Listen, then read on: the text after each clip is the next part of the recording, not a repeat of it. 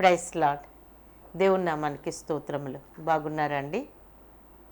మరి ఈ దినం మనం ఒక ప్రత్యేకమైన వ్యక్తి కొరకు మనం మాట్లాడుకోబోతూ ఉన్నాం. కొలస్సీలకు రాసిన పత్రిక 1వ అధ్యాయము 7-8 వచనాలలోను, అలాగే 4వ అధ్యాయము 12-13 వచనాలలో, కేవలం 4 వచనాలలో, తర్వాత ఫిలోమోను పత్రికలో ఒక వచనంలో ఉన్న ఒక వ్యక్తిని గురించి మనం ఈ దినాన మాట్లాడుకోబోతున్నాం. ఆ వ్యక్తి పేరు ఎపఫ్రా. మరి అతను కొలస్సీ ప్రాంతానికి చెందిన వ్యక్తి. పౌలు గారు సువార్త ప్రకటిస్తూ ఉన్నప్పుడు ఎఫెసులో ఉండగా మరి ఎపఫ్రా దేవుణ్ణి నమ్ముకుని రక్షణ పొందాడు. ఎలాగా పౌలు గారు పరిచర్య చేస్తూ ఉన్నారు, అలాగే పౌలులాగే ఎపఫ్రా కూడా మరి పరిచర్య చేస్తూ ఉన్నారు. ఒకసారి అతని గురించి వ్రాయబడిన ప్రాముఖ్యమైన వచనాలు కొలస్సీ 4:12-13 వచనాలు. మీలో ఒకడును క్రీస్తు యేసు దాసుడునైన ఎపఫ్రా మీకు వందనములు చెప్పుచున్నాడు. మీరు సంపూర్ణులను, ప్రతి విషయములో దేవుని చిత్తమును గూర్చి సంపూర్ణ ఆత్మ నిశ్చయత గలవారై నిలకడగా ఉండవలనని ఇతడెల్లప్పుడూ మీ కొరకు తన ప్రార్థనలో పోరాడుచున్నాడు. ఇతడు మీ కొరకును, లవదీకియ వారి కొరకును, హియెరాపొలి వారి కొరకును బహు ప్రయాసపడుచున్నాడని ఇతనిని గూర్చి సాక్ష్యం ఇచ్చుచున్నాను. మనము చెప్పుకున్న రీతిగా ఎపఫ్రా కొలస్సీ ప్రాంతానికి చెందిన వ్యక్తి. పౌలు గారు సువార్త ప్రకటిస్తూ ఉన్నప్పుడు ఎఫెసులో ఉండగా దేవుణ్ణి నమ్ముకున్నాడు, రక్షణ పొందాడు ఎపఫ్రా. అయితే పౌలు గారి యొక్క పరిచర్య విధానము చూసి పౌలు గారి వల్లే తను కూడా మరి సువార్త ప్రకటిస్తూ పౌలు గారి వల్లనే మరి దేవునికి నేను క్రీస్తు దాసుడను అని చెప్పి తన ప్రయారిటీ అంతా కూడా దేవుని కొరకే ప్రయారిటీ పెట్టుకుని, దేవుని పని కొరకే ప్రయారిటీ పెట్టుకుని చాలా ప్యాషన్తో సువార్త ప్రకటించి చర్చెస్ నిర్మించి, అలాగే వాటిని మరి షెపర్డింగ్ చేస్తూ, కాపరత్వం చేస్తూ వారిని గురించి ప్రార్థన చేస్తూ ఉన్న విధానం మనం ఈ దినాన చూడబోతూ ఉన్నాం. అయితే ఏ రీతిగా మరి పౌలు గారు పరిచర్యలో ఉన్నారు, అదే రీతిగా ఉన్నారు అని అనడానికి పౌలు గారే సాక్ష్యం. చూడండి, కొలస్సీలకు రాసిన పత్రిక 1వ అధ్యాయం 7-8 వచనాలు మనం ఒకసారి చూద్దాం. ఎపఫ్రా అను మా ప్రియుడైన తోటి దాసుని వలన మీరు ఈ సంగతులు నేర్చుకుంటారు. అతడు మా విషయములో నమ్మకమైన క్రీస్తు పరిచారకుడు. అతడు ఆత్మయందలి మీ ప్రేమను మాకు తెలిపినవాడు. పౌలు గారు ఏమంటున్నారంటే ఎపఫ్రాను నా ప్రియుడైన తోటి దాసుడు అని చెప్పి సంబోధిస్తూ ఉన్నాడు. పౌలు గారు ఏ రీతిగా తను ఏ ఉత్తరములోనైనా కూడా నేను యేసుక్రీస్తు ప్రభువారి దాసుడను అని తాను పరిచయం చేసుకుంటారు. అంటే జ్యూలోస్, మరి కట్టుబానిస అంటే వారికి ఇంకా ఏ హక్కులు ఉండవు. యజమానుడు ఏది చెప్తే అదే చేస్తారు. యజమానుడికి వారు కట్టుబానిసలాగా పనిచేసే వారికి ఉపయోగించే పదాన్ని పౌలు గారు తాను పరిచయం చేసుకోవడానికి వాడుతూ ఉంటారు.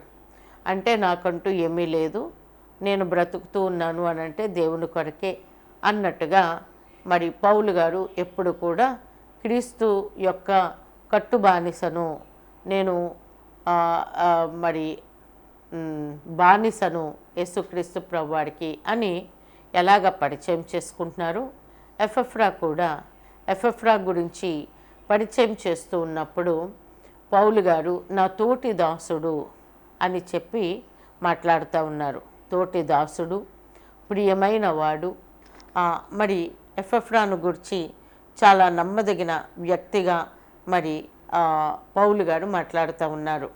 తోటి దాసుడు,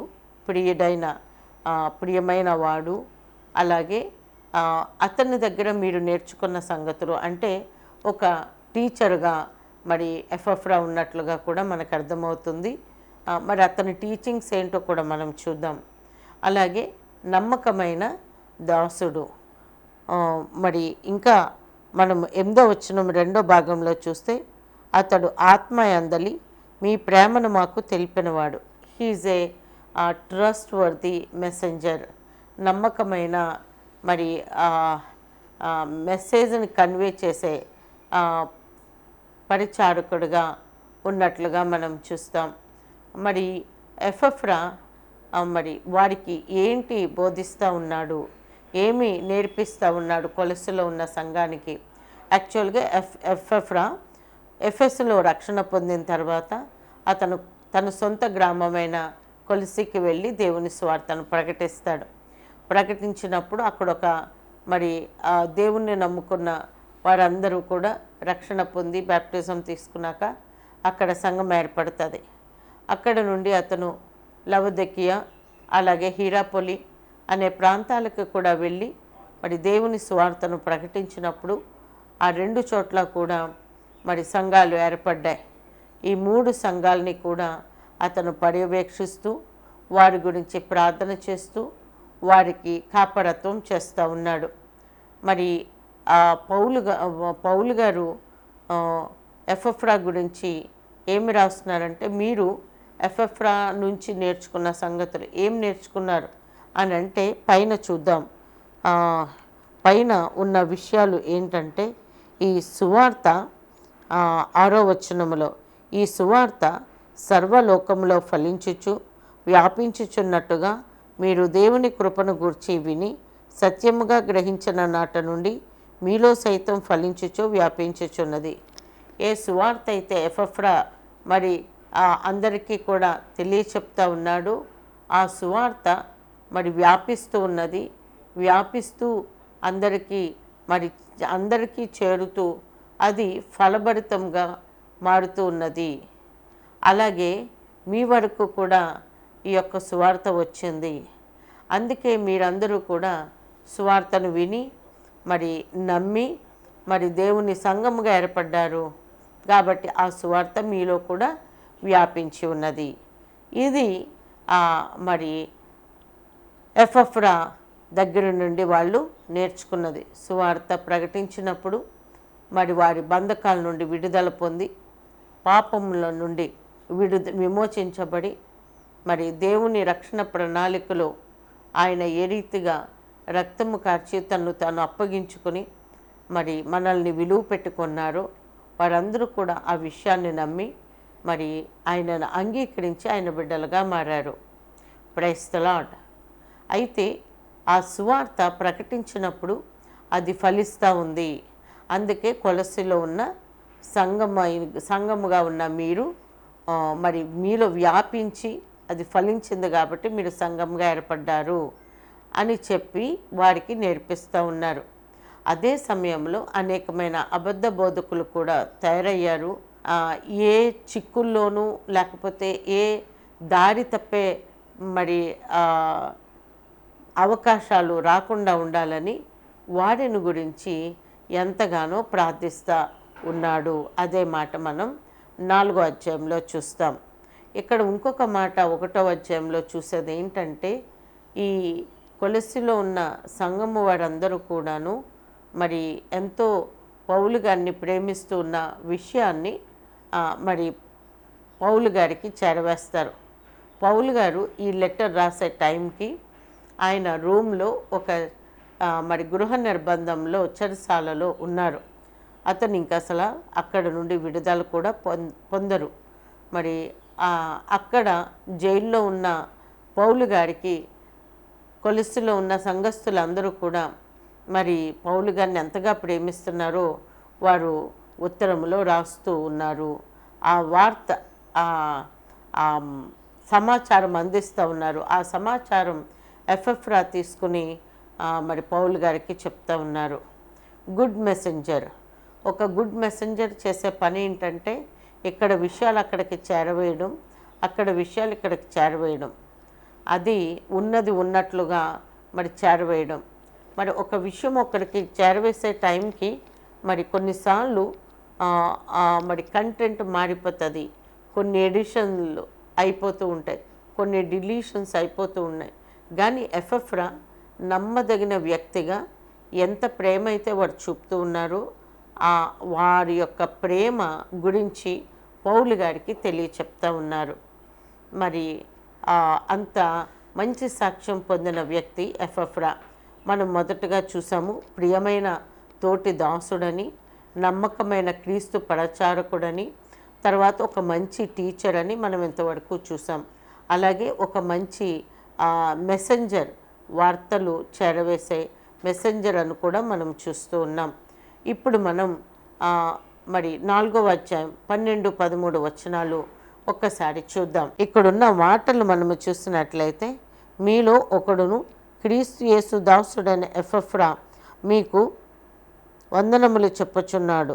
మీరు సంపూర్ణులను, ప్రతి విషయంలో దేవుని చిత్తమును గూర్చి సంపూర్ణాత్మ నిశ్చయత గలవారునై నిలకడగా ఉండవలెనని ఇతను ఎల్లప్పుడూ మీ కొరకు తన ప్రార్థనలో పోరాడుచూ ఉన్నాడు.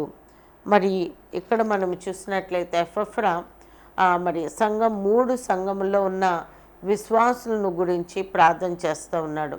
పౌలు గారు కూడా మరి గలతీలకు రాసిన పత్రికలో చెప్తారు, ఇదిగో క్రీస్తు స్వరూప్యం మీలో ఏర్పడేంత వరకు నేను బహుగా ప్రయాసపడుతూ ఉన్నాను, ప్రసవవేదన పడుతూ ఉన్నాను అని ఎలాగ పౌలు గారు గలతీలో ఉన్న సంఘస్థుల గురించి ప్రార్థన చేస్తున్నానని చెప్పారు. అలాగే ఎఫెఫ్రా కూడా లవదీకియా, హిరాపోలి, అలాగే కొలస్సిలో ఉన్న సంఘములో ఉన్న విశ్వాసులకు ఆయన మరి వారి కొరకు ప్రార్థన చేస్తూ ఉన్నారు. ప్రార్థన మట్టుకే కాదు కానీ ప్రార్థనలో పోరాడుతూ ఉన్నాను అని చెప్తా ఉన్నారు. ఇంతకీ ఏ విషయం గురించి ప్రార్థన చేస్తూ ఉన్నారు ఈ ఎఫెఫ్రా అని మనం ఒక్కసారి గమనించినట్లయితే వాక్యంలో ఒక్కసారి చూద్దాం. మీరు సంపూర్ణులను, ప్రతి విషయంలో దేవుని చిత్తమును గూర్చి సంపూర్ణ ఆత్మ నిశ్చయత గలవారునై నిలకడగా ఉండవలనని. మరి చూడండి, 5 మాటలు ఇక్కడ వ్రాయబడి ఉన్నాయి.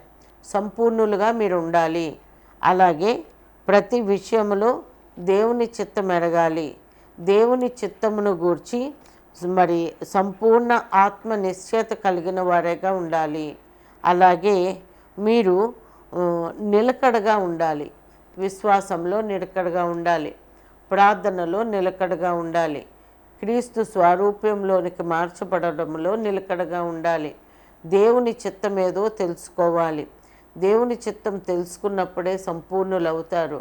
ఆ సంపూర్ణ ఆత్మ నిశ్చయత కలిగిన వారుగా అవ్వాలి అని అంటే దేవుని చిత్తం తెలుసుకోవాలి, మీరు సంపూర్ణులు అవ్వాలి అని చెప్పి 5 విషయాలను గురించి ఇక్కడ ఎఫెఫ్రా ప్రార్థన చేస్తూ ఉన్నాడు.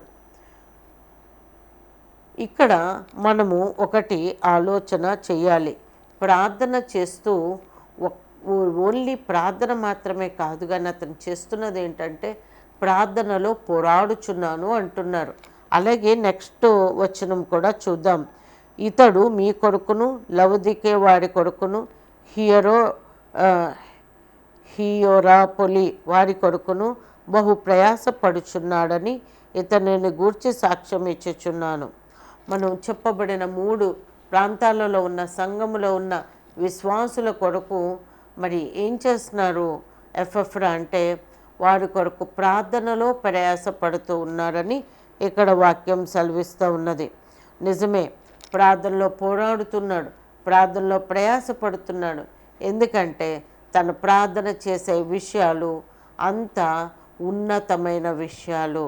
ఏదో ప్రభా ఒంట్లో బాగాలేదు బాగు చేయండి, లేకపోతే వాళ్ళకి ఆర్థిక సమస్యలు ఉన్నాయి వాటి నుండి విడిపించండి, అలాంటి లోక సంబంధమైన చిన్న విషయాల గురించి ఎఫెఫ్రా ప్రార్థన చేయట్లేదు. ఎఫెఫ్రా ఏమిటి ప్రార్థన చేస్తున్నాడు అని అంటే ఈ విశ్వాసులందరూ కూడా మరి వారందరూ సంపూర్ణ నిశ్చయత కలిగిన వారుగా ఉండాలి, సంపూర్ణులు అవ్వాలి. క్రీస్తునకు కలుగు సమానమైన సంపూర్ణత కలిగి ఉండాలి, ఆయన చిత్తాన్ని ఎరగాలి అని చెప్పి ఏం చేస్తున్నారు ఎక్కడంటే ఆత్మీయంగా ఉన్నతమైన స్థితిలో వారందరూ కూడా ఉండాలనే ఉద్దేశంతో ప్రార్థన చేస్తూ ఉన్నారు. చూడండి, మరొక్కసారి చదువుతాను. వారు సంపూర్ణులను, ప్రతి విషయంలో దేవుని చిత్తమును గూర్చి సంపూర్ణ ఆత్మ నిశ్చయత గలవారును నిలకడగా ఉండవలెనని మీ కొరకు ప్రార్థనలు పోరాడుచున్నాడు. నిజమే, దేవుని చిత్తం ఎరగాలి, సంపూర్ణులుగా ఉండాలి, సంపూర్ణ నిశ్చయత కలిగి ఉండాలి, మరి ఎల్లప్పుడూ నిలకడగా ఉండాలి, విశ్వాసంలో, ప్రార్థనలో, పట్టుదలలో నిలకడగా ఉండాలి. ఇది ఏం చేస్తూ ఉన్నాడు. ఈ దినాన ఈ వాక్యం మనం ధ్యానం చేసుకుంటా ఉన్నామంటే, ఎఫెఫ్రా రక్షణ పొందిన తర్వాత తను ఎవరి ద్వారా వాక్యం విని రక్షణ పొందారో అతను ఎంత ప్రయాసతో మరి సువార్త ప్రకటించడంలో అతను నిమగ్నమై భూలోకం అంతా కూడా చుట్టబెట్టుకుని రెండు మిషనరీ జర్నీస్లో 3వ మిషనరీ జర్నీ కూడా స్టార్ట్ చేశారు. కానీ మధ్యలోనే జైలు చేయబడ్డారు. అలాంటి గొప్ప సువార్త సేవ చేసే అతని దగ్గర రక్షణ పొందినందుకు అతనితో పాటు తోటి పనివాడు, జత పనివాడు, లేకపోతే పౌలు గారు నాతో పాటు కలిసి పరిచర్యలో ఉన్నవాడు, తోటి దాసుడు అని చెప్పి, నమ్మకమైన క్రీస్తు పరిచారకుడు అని చెప్పి బిరుదునిస్తూ ఉన్నాడు. అంటే నిజంగా ఎఫెఫ్రా ఎంత నమ్మకమైన పరిచర్య చేస్తున్నారో ఇక్కడ మనం గమనించగలం. ఒక సువార్త విని విశ్వాసిగా మారిన వ్యక్తి నమ్మకమైన క్రీస్తు పరిచారకుడుగా మారాడు, ప్రియమైన తోటి దాసుడుగా పేర్కొనబడుతూ ఉన్నాడు. అనేక మందికి దేవుని వాక్యమును గూర్చి, సువార్తను గూర్చిన సత్యాలు చెప్పుతూ వారికి నేర్పిస్తూ ఉన్నారు. వారందరూ కూడా దేవుని చిత్తం ఎరగాలని ప్రార్థన చేస్తూ ఉన్నాడు. అంతేకాకుండా వారు సంపూర్ణులు అవ్వాలని, సంపూర్ణ నిశ్చయత కలిగి ఉండాలని, ఆ విశ్వాసంలో నిలకడగా ఉండాలని ప్రార్థన చేస్తూ ఉన్నాడు. ఈ దినాన ప్రశ్న ఏంటంటే, ఇప్పుడు మనము కూడా దేవుని నమ్ముకున్నాం, మనము దేవుణ్ణి ఎరిగి ఉన్నాం, ఎంతో కాలంగా ఆయన బిడ్డలుగా మనం అయ్యాం. అయితే ఇమ్మీడియట్ రియాక్షను ఎఫెఫ్రాకి ఏముందంటే, తను రక్షణ పొందిన వెంటనే క్రీస్తును ప్రకటించడం మొదలుపెట్టాడు. 3 ఊళ్ళు తిరిగి మొదటగా తను ఉన్న ఊరు, తన గ్రామానికి వెళ్ళిపోయాడు. గ్రామం అంతా తిరిగాడు, ప్రకటించాడు, అనేక మంది దేవుని తట్టు తిరిగాడు, సంఘాన్ని స్థాపించాడు. అంతటితో సాటిస్ఫై అవ్వలేదు, పక్క ఊరికి వెళ్ళాడు. లవదీకియా, అలాగే హిరాపొలి, వాటిల్లో కూడా సువార్త ప్రకటించాడు, సంఘాలు స్థాపించాడు. ఈ దినాన ప్రశ్న ఏంటంటే, మనం ఎంతకాలం అయింది దేవుణ్ణి నమ్ముకుని మనం ఏం చేస్తున్నాం? రక్షించబడిన వెంటనే ఎంతో ప్యాషనేట్గా దేవుని పనికి మాత్రమే తన జీవితాన్ని సమర్పించుకుని, తన ప్రయారిటీ అంతా కూడా దేవునికే సమర్పించుకుని వ్యక్తిగా మారిపోయాడు. మనం ఎంతో కాలముగా దేవుణ్ణి ఎరిగి ఉన్నాం, మనము ఆ యొక్క ప్యాషన్ ఉందా? దేవుడి పని అంటే ప్రయారిటీ ఇస్తున్నామా? అసలు మనం దేవుని వాక్యం చదువుతున్నామా? దేవునికి ప్రార్థన చేసి ఆయన స్వారూప్యంలో నేను మలచబడాలి అని మనం ఆలోచన చేస్తున్నామా? మొదటగా అది ఫస్ట్ ఆలోచించాలి. మిగతా వాడు దేవుని చిత్తం తెలుసుకోవాలి నా విశ్వాసులందరూ అని చెప్పి అతను ప్రార్థన చేస్తున్నాడు. కానీ అసలు మన జీవితంలో మనము అసలు దేవా నీ చిత్తం నేను చెయ్యాలి, నీ చిత్తం మాత్రమే నేను చెయ్యాలి అని ఎప్పుడైనా దేవుని చిత్తానికి మనల్ని మనం అప్పగించుకున్నామా? ప్రియ దేవుని బిడ్డ, దేవుడు నీతోనే మాట్లాడుతూ ఉన్నాడు. ఏంటంటే, రక్షణ పొంది ఇన్ని దినాలైనా దేవుని కొరకు నువ్వు ఒక్కసారైనా, ఒక్క దినమైనా నువ్వు ఇంత గొప్ప రక్షణ ఇచ్చావు, నీ ప్రాణాన్నే పెట్టి నన్ను కొనుక్కున్నావు, ఎంత విలువ పెట్టి నన్ను కొన్నావు ప్రభా, ఇదిగో నీ చిత్తం నెరవేర్చడానికి నేనున్నాను ప్రభా అని ఒక్క దినమన్నా ఆయన చిత్తం ఏంటో కనుక్కోగలిగావా? ఆయన చిత్తం నెరవేర్చడానికి ఆశ కలిగి ఉన్నావా? ఆయన కోరుకున్నట్టుగా ఒక సంపూర్ణమైన విశ్వాసము కలిగి గొప్ప నిరీక్షణతో ఎదురు చూసేవారంగా ఉన్నామా? దేవుని నమ్ముకున్న తర్వాత ఇదేంట్రా బాబు, దేవుని నమ్ముకుంటే అంతా బాగుంటుంది, అంతా మేలులు కలుగుతాయి అనేమో అందరూ చెప్తా ఉన్నారు. నేనేంటి దేవుని నమ్ముకున్నాక మరి ఈ శ్రమలేంటి? ఎస్, క్రీస్తు యేసునందు సద్భక్తితో బ్రతుకును ఉద్దేశించేవారు హింస పొందుతారు. లోకం నిన్ను ద్వేషిస్తుంది. కానీ మన పౌరస్థితి ఇక్కడ లేదు. మన పౌరస్థితి పరలోకమందు ఉన్నది. కాబట్టి మనము ఈ లోకంలో మనం జీవించేటప్పుడు మన కొరకు తన్ను తాను అర్పణముగాను బలిగాను అర్పించుకున్న ఆ యేసయ్య, మనల్ని విలువ పెట్టి కొనుక్కుని మనకు రక్షణ ఇచ్చిన ఆ యేసయ్య, మన నరకము నుండి తప్పించి పరలోక రాజ్యం ఇచ్చిన ఆ యేసయ్య చిత్తం ఏంటి, మన పట్ల దేవుని ఉద్దేశం ఏంటి ఎప్పుడన్నా ఆలోచించావా? ఎఫ్ఎఫ్డా దేవుని చిత్తం ఎరిగే సువార్త ప్రకటించడం మొదలుపెట్టాడు. దేవుని చిత్తం ఎరిగే 3 సంఘాలను స్థాపించాడు. దేవుని చిత్తం ఎరిగే 3 సంఘాలని కూడా కాపరత్వం చేస్తూ ఉన్నాడు. దేవుని చిత్తం ఎరిగే ఆ 3 సంఘాలలో ఉన్న దేవుని బిడ్డలందరూ కూడా మరి ఆ యొక్క దేవుని చిత్తం ఎరగాలని ప్రార్థన చేస్తూ ఉన్నాడు. నీవెప్పుడన్నా ప్రార్థన చేస్తావా? నీవెప్పుడన్నా ఆలోచన చేస్తావా, దేవా నీ చిత్తం ఏంటి నా జీవితంలో అని? ఇంత గొప్ప రక్షణ ఇచ్చిన ఆ యేసయ్యకి ఓకే, ఇంతవరకు జరిగిపోయింది, ఏదో జరిగిపోయింది. దేవుడు నీతోనే మాట్లాడుతూ ఉన్నాడు. ఆ ఎఫ్ఎఫ్డాను పోలి మనం కూడా జీవిద్దాం. ఆయన చిత్తాన్ని కనుక్కుందాం. ప్రభువా నీ చిత్తం ఏంటి, నేనేం చేయాలి, నేను ఇంకా సంపూర్ణం అవ్వాలి, విశ్వాసములో పరిపక్వతలోనికి రావాలి. శ్రమలు వస్తే అగ్ని లాంటి శ్రమలు నాకే ఏంటో సంభవించేస్తున్నాయని అనుకోకుండా శ్రమ పడుట కూడా దేవుడు మనల్ని పిలిచారు. దేవుడిని ఆయన్నే లోకం ద్వేషించింది కాబట్టి నేను ఆ లోకంతో నాకు స్నేహం లేదు, లోకంతో నాకు వైరమే ఉంది, వాళ్ళు ద్వేషించినా నాకు పర్వాలేదు, శాశ్వతంగా ఉండే పరలోక రాజ్యం నేను పొందుకున్నాను కాబట్టి నాకు లోకంతో సంబంధం లేదు, లోకం నాకు వేరే, నేను ప్రత్యేకించబడి దేవుని కొరకు జీవిస్తాను. ఒక నిర్ణయం తీసుకో ఇప్పుడే. Praise the lord. దేవుడు నీ నిర్ణయాన్ని కొరకు ఎదురు చూస్తూ ఉన్నాడు. దేవా నీ చిత్తం జరిగించేటట్లుగా నేను జీవిస్తాను ప్రభువా. ఇదిగో నేను సంపూర్ణమైన విశ్వాసంలోనికి ఎదుగునట్లుగా నాకు కృపను దయచేయి ప్రభువా. ఇదిగో నేను సంపూర్ణ నిశ్చయత కలిగి నేను ఉండేలాగా కృప చూపించు ప్రభువా. ఒక పెద్ద గాలి వీస్తే చిగురాకు వలె మనం ఊగిసలాడిపోవడానికి కాదు, మనము ఒక ఎత్తైన పర్వతం మీద లోతుగా వేరు నాటబడిన వృక్షాల వలె మనం ఉండాలి. దేవుని వాక్యం ఏంటో చెప్తుందో తెలుసా? మరి ఏ పరిస్థితుల్లో కూడా మనము తొలగిపోము, మనము దేవుని నుండి తొలగిపోము. గట్టిగా గాలి వీచిందనుకోండి, పర్వతం మీద ఉన్న చెట్లు ఏమవుతాయో తెలుసా అండి? గాలి వీచిన ప్రతిసారి కూడా వేళ్ళు పెలగించబడిపోతాయేమో అన్నట్టుగా ఉంటుంది. కానీ ఆ సందర్భంలో దాని వేరు ఇంకా లోపలికి చొచ్చుకుని వెళ్ళిపోతుంది. కాబట్టి ఎంత గాలి వీసినా చెట్టు ఊగుతుంది కానీ దాని వేరు లోతుగా వెళ్ళి స్థిరపడిపోతుంది.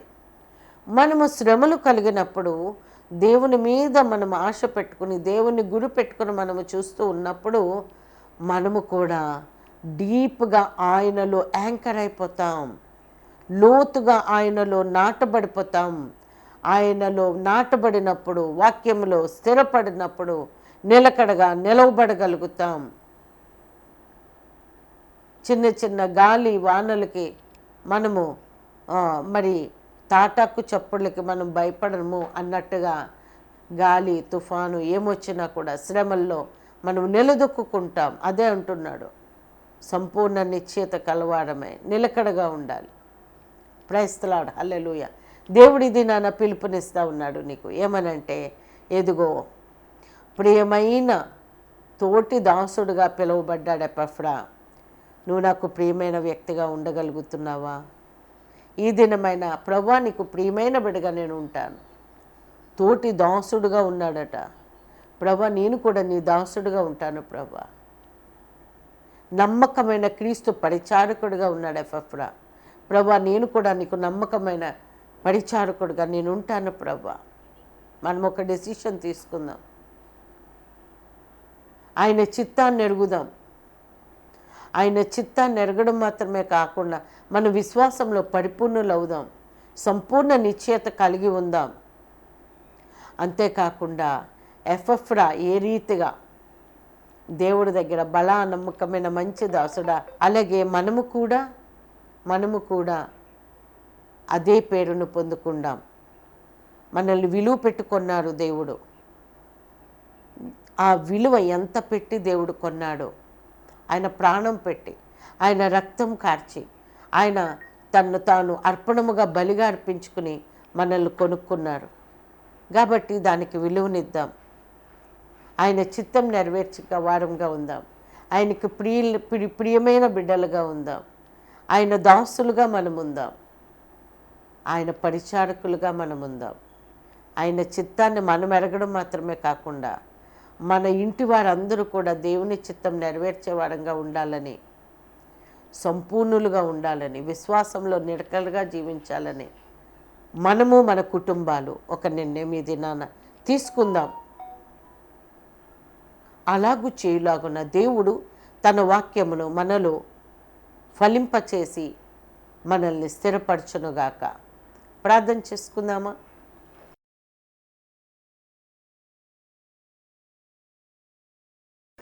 ప్రియ పరలోకమందున మా తండ్రి, నీకు వేలాది స్తుతులు స్తోత్రములు ప్రభా. ఇదిగో ప్రభా, ఎఫ్ఎఫ్రా కొలసి ప్రాంతానికి చెంది ఎఫెసులో రక్షణ పొంది ప్రభా 2 సంవత్సరాలు తురన్న పాఠశాలలో బైబిల్ కళాశాలలో తర్ఫీదు పొంది ప్రభా సువార్తను ప్రకటించాడు.